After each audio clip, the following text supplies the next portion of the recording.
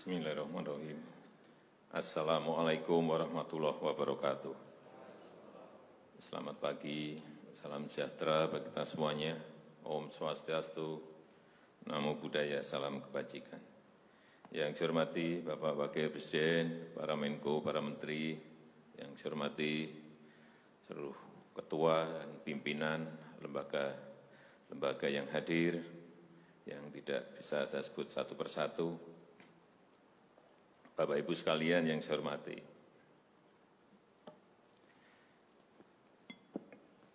suasana dalam 3 bulan ke belakang ini dan ke depan, mestinya yang ada adalah suasana krisis. Kita juga mestinya juga semuanya yang hadir di sini sebagai pimpinan, sebagai penanggung jawab, kita yang berada di sini ini bertanggung jawab kepada 260 juta penduduk Indonesia. Ini tolong digarisbawahi. Dan perasaan itu tolong sama, kita sama. Ada sense of crisis yang sama. Hati-hati, OECD terakhir sehari 2 hari yang lalu menyampaikan bahwa growth, pertumbuhan ekonomi dunia terkontraksi 6, bisa sampai ke 7,6%, 6 sampai 7,6% minusnya. Bank Dunia menyampaikan bisa minus 5%. Perasaan ini harus sama. Kita harus ngerti ini. Jangan biasa-biasa saja. Jangan linier. Jangan menganggap ini norma. Bahaya sekali kita. Saya melihat masih banyak kita yang menganggap ini normal.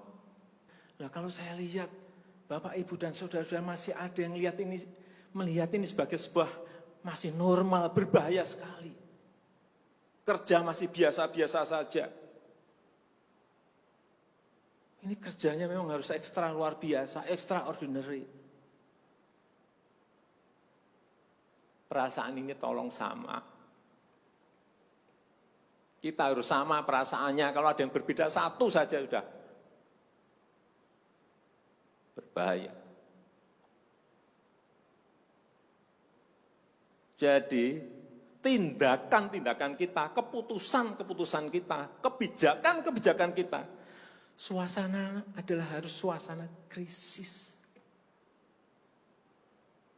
Jangan kebijakan yang biasa-biasa saja, menganggap ini sebuah kenormalan.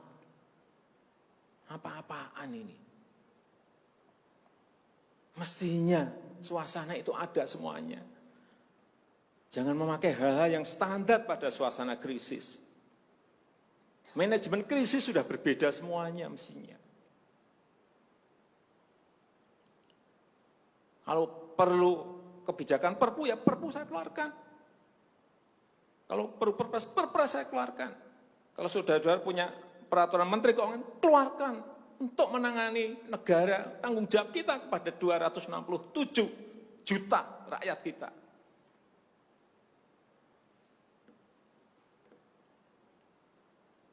Saya lihat masih banyak kita ini yang seperti biasa-biasa saja. Saya jengkelnya di situ. Ini apa enggak punya perasaan? Suasana krisis.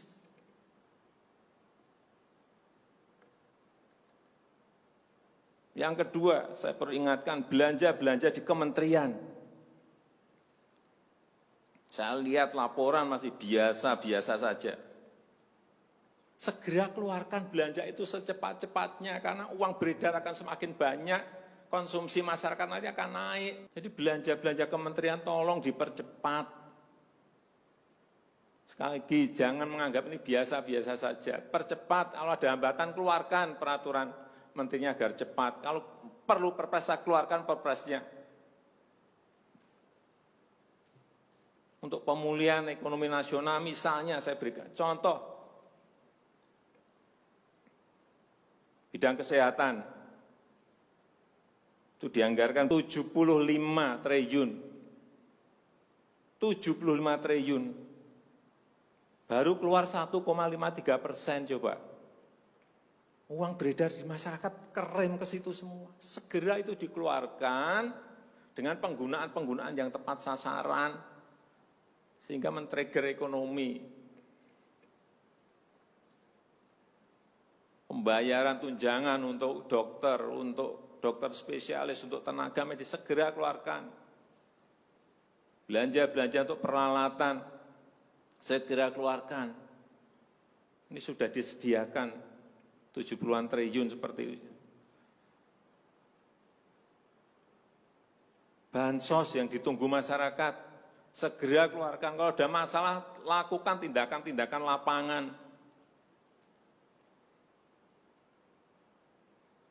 Meskipun sudah lumayan, tapi baru lumayan. Ini extraordinary. Harusnya 100%. Di bidang ekonomi juga sama.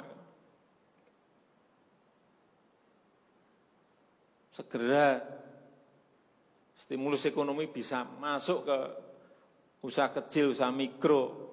Mereka nunggu semuanya. Jangan biarkan mereka mati dulu baru kita bantu, nggak ada artinya.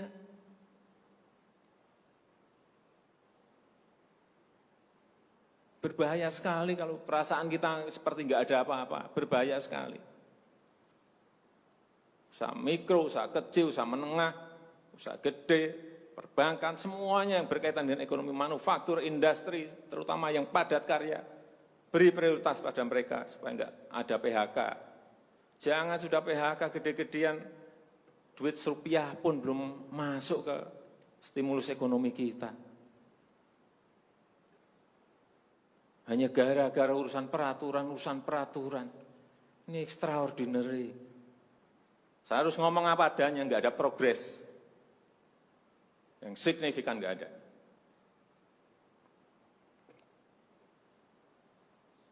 Kalau mau minta perpu lagi, saya buatin perpu.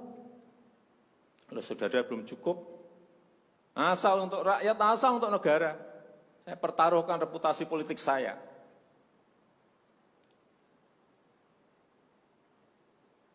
Sekali lagi tolong ini betul-betul dirasakan kita semuanya. Jangan sampai ada hal yang justru mengganggu. Sekali lagi, langkah-langkah extraordinary ini betul-betul harus kita lakukan. Dan saya membuka yang namanya langkah, entah langkah-langkah politik, entah langkah-langkah kepemerintahan akan saya buka.